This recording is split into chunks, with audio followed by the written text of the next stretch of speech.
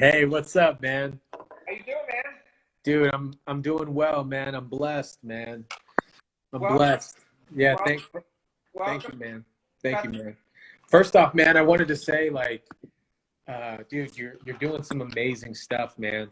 Just doing this and connecting with people, man. It's super freaking cool, man. Glad you like it, brother. Yeah. Yeah. Uh, I interview moguls, mentors, and serial entrepreneurs. So a lot of fun.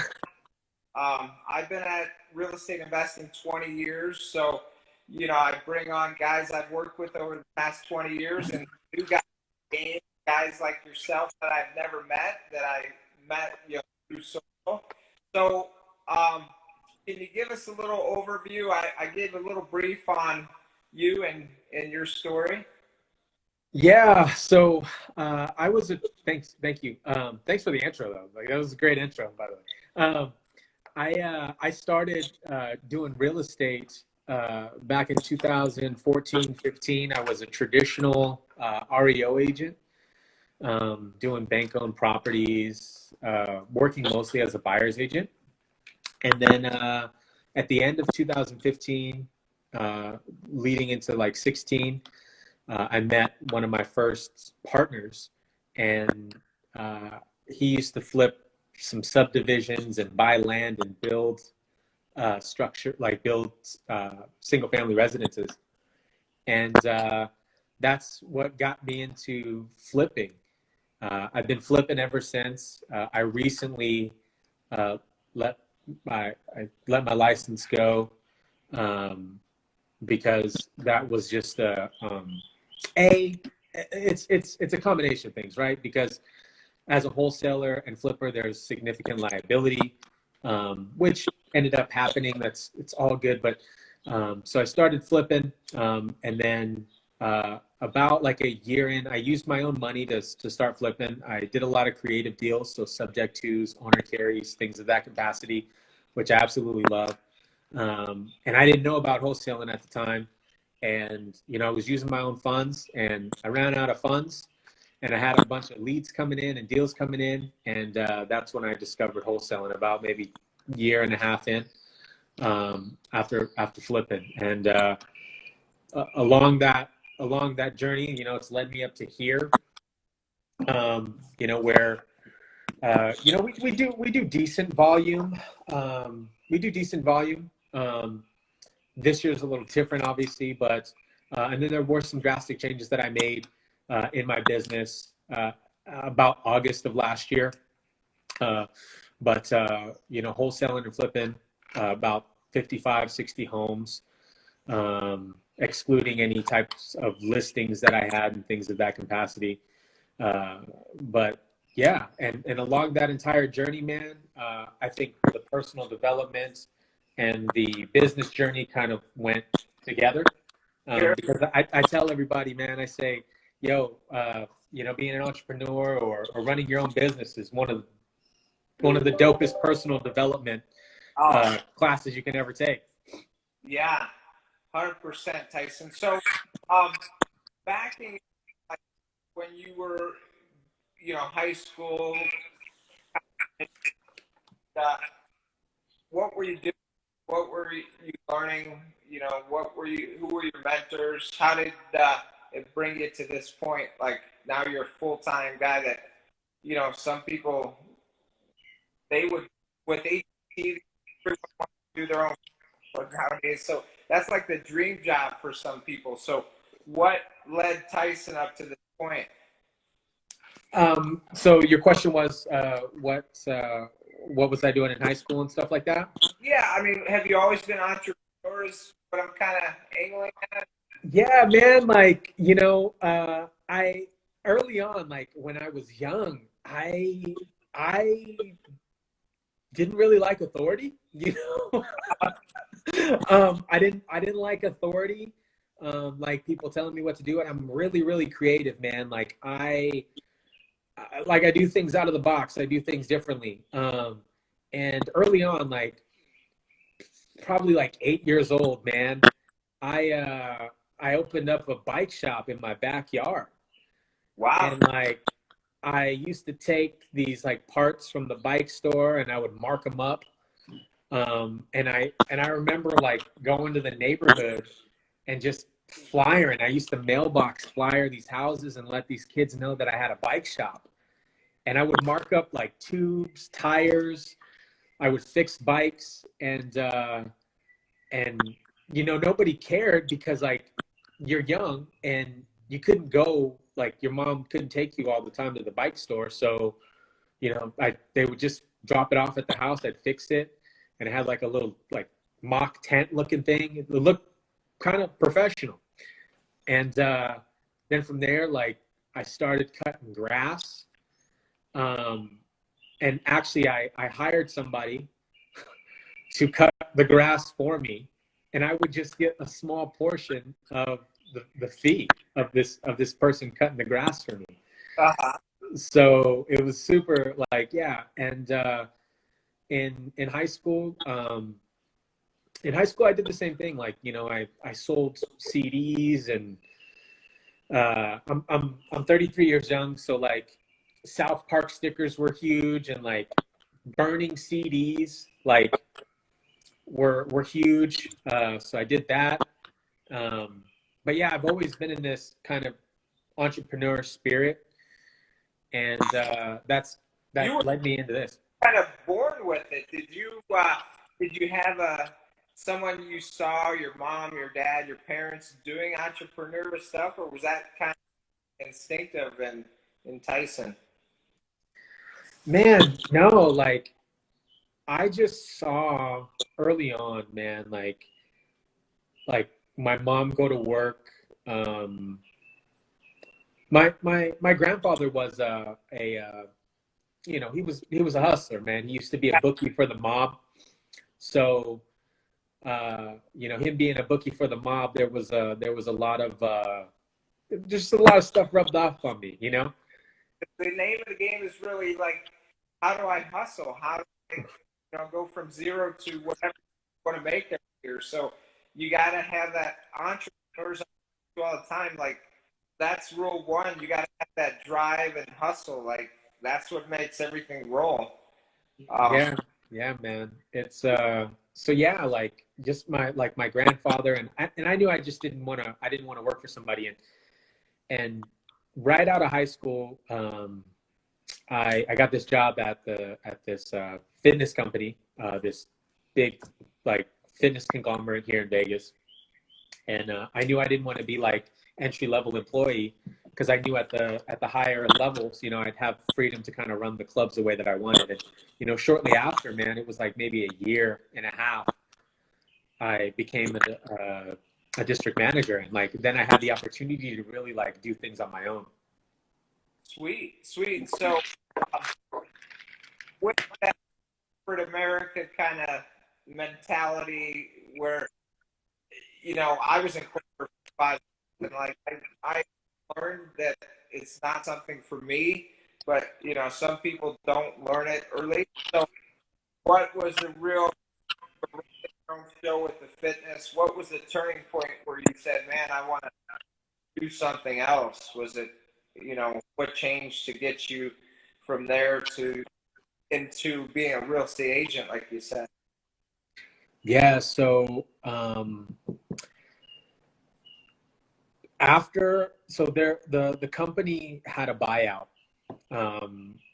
It was a family-owned company. They did nationwide things, but it was still privately owned. And then they ended up selling. And when that time happened, they changed a lot of things. Like they changed a lot of things. And man, like they cut some commissions and pay and stuff like that. And I was very disheartened, man. And for some time, like then my position got eliminated. Right. And then I was like, you know what, let me go, because I was given so much energy to that company. I gave so much energy, the position was eliminated. Then I was kind of like lost a little bit, and I went back to school for a little bit, And my girlfriend at the time said, hey, why don't we just like travel? So we did that. You know, I got like a little a means to an end kind of gig, and I did a couple startup stuff for some companies during that time. And then shortly after that, like that's kind of when my grandfather passed away. That's not kind of, that's when he passed away. Yeah. And that really like changed a lot of things for me, because at that time I had my license, and that's when I experienced that depression, and that really like honestly like it kind of shifted like my direction, and I was like, okay, real estate it is, you know. Yeah. Yeah. So, you know, we all remember trying times, and you can either go one way or the other. And like, say, poor me, or man, I gotta make a shift and survive, make it happen. So it sounds like after your grandfather passed, you, man, I got really, time is limited. I mean, every day gone, you never know. So my day to day hustle, like I don't have much time. Like that's the sense of urgency. We don't know. That's critical. We got to take action now. So it sounds like from that experience, you dabbled, you looked at an agent. Did you have a mentor with that real estate company, Tyson? So with that real estate company, um, there was, so no, I had a broker that he was a great REO agent, um, which like is great, but like I knew walking into that office, like as a traditional agent, I walked into that office and I saw these people, like they were like 50, no offense to anybody that watches, but like 50, 60, 70 years old, like they were agents, right? Like quote unquote agents, reading the newspaper, drinking coffee, you know? And I'm like, dude, like that's not an agent to me, you know? Agent actively like searches for deals and you know is active in the space. Did I lose you?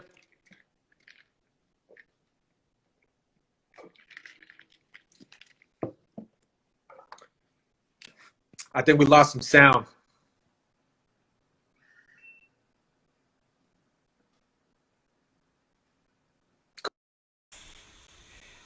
All right, we're gonna back at you on Cut the Curb episode 20. For some reason, we had two times today where the sound just it paused and then it stopped. So I'm back at you. We took a few second break. Hopefully, there's Tyson there. So let's connect. Hopefully you can hear me, Tyson, because it paused and I couldn't hear you. So.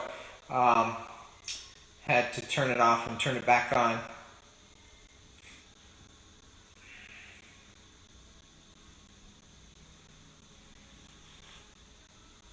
If you want to send a request there, Tyson. There we go.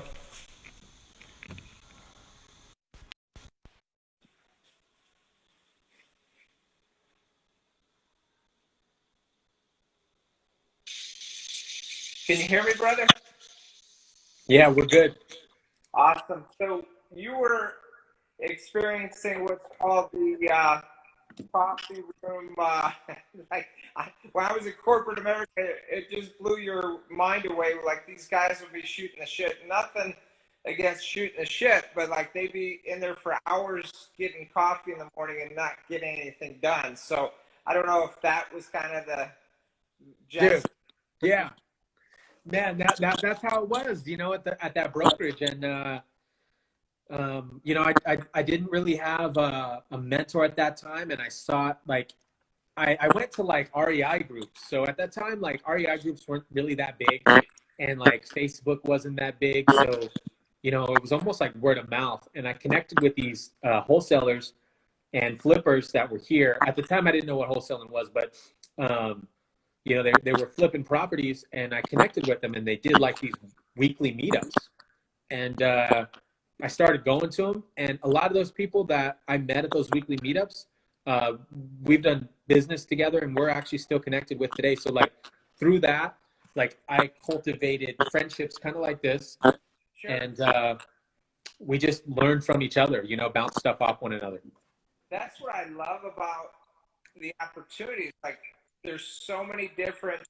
When we didn't have Corona, Tyson, you have a monthly here, at least in Arizona, like, and it's all about like that's, you know, hey, this deal may not work for me, but Paige, you want it, Steve, you want it. So like we're constantly trading deals, and the networking continues. Like there's today we just had to pivot. Now we're doing this kind of networking, but it's the same core thing where like relationships like that right now, like beat the phones, be on FaceTime, Zoom is going to clear up a bit, and we're going to be doing a lot of business. So I couldn't agree with you more. You got into it. You started hanging out with these guys and gals that were flipping, wholesaling. What thoughts at that time were like, oh, I could do this, or I want to learn more, or like, where do you take it from there?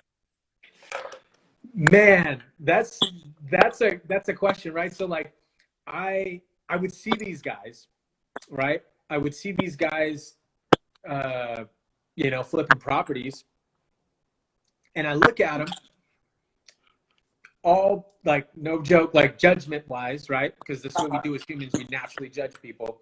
It's important like to know like, hey, like, but anyways, so I judge him and I'm like, dude, I could do this. Like if this guy's doing it, like he didn't even finish high school. You know, I used to work for corporate America. You know, I used to run multiple like fitness clubs. If he can do this, like I could do this too. And like that was like that was the thing for me. And I'm like, you know, and it's a lot, it's easier said than done, right? Especially trying to get your first deal, or even like traditional real estate wise, like it's tough. Right. So but you know, just kind of working through it. But yeah, like that was my thing. I was like, dude, if these guys are doing it, I could do it too. Yeah, yeah, and anyone could do anything if they have that belief, like, right? Like I could, well, I can't be a basketball player, I'm short, but like things on that, like whatever we think we could do, we could, but it's not overnight. So, what happened on that first fix and flip, Tyson? How was that experience? So that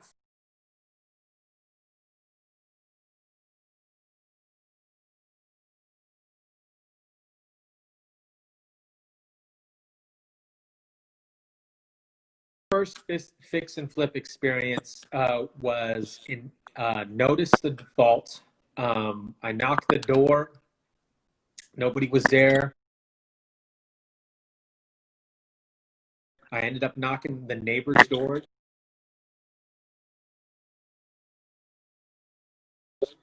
and you know, the neighbor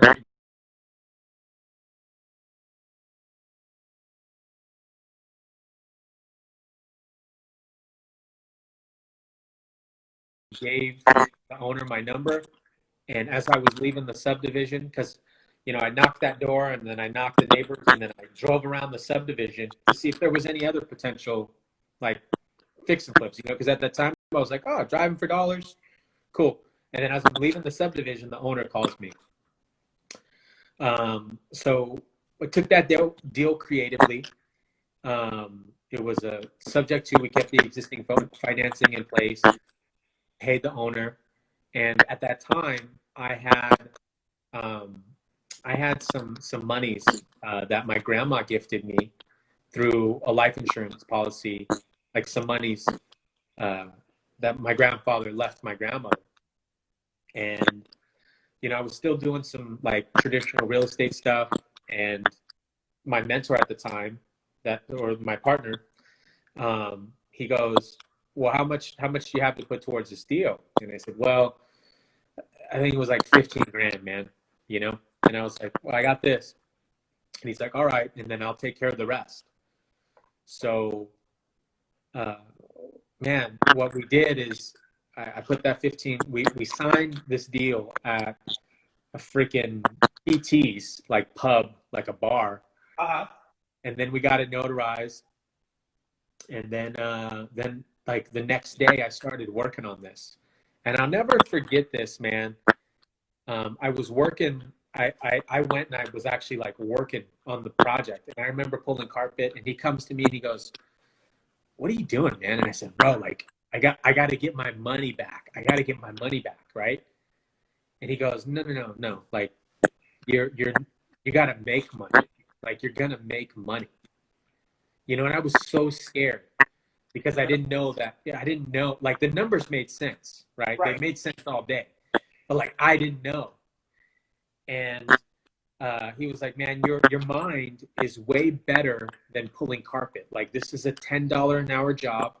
No offense to anybody who, does that, but like, this is a $10 an hour job. Like your mind is way more valuable than that. And I remember that. And, we ended up like, it was like a 6-bedroom house, man, like almost 3,000 square feet with a pool. And, we flipped it and we made like 70 grand. Wow. On your first one? Yeah. Amazing. Yeah, man. It was epic, it was such a great experience, man, and then from there, I just rolled in, like I rolled that money into other projects and, worked on systems. Yeah. That's amazing. That's fantastic, Tyson. So what I heard you say with that mentor partner, maybe as a partner, was he's done it. They've done it before. So to me, when I met my mentor in 2004, I've been successful. I wasn't at full tilt until I met the mentor, Jerry, in 2004. Had been in real estate from 30 years old to 50. He retired, traveled the world, did whatever he wanted, living off his rental income. So with that 65, he got back in the game. But I worked with him, and we're still meeting every month. But like, we worked 4 years in my business, just from mentorship to now a joint venture kind of deal. Like it went through the roof. So how valuable, like for guys getting into the game who are listening, like I would walk through crap to have a mentor nowadays. Like I would do whatever it took or to be around certain people. Like, I see guys right now, Tyson, they're like, we're spending $5,000 on marketing, just starting, but we're doing it all on our own. We don't want to pay for mentors. We don't want to watch on YouTube. So, like, can you speak to that a little bit as far as like your mindset around that? Yeah, I think mentorship, man, is absolutely a must. Like whether it's external coaching or guidance from an external person that has been in the game, I think it's an absolute must, man. Because it like the show, right? It flattens the curve. 1,000%. Yeah. And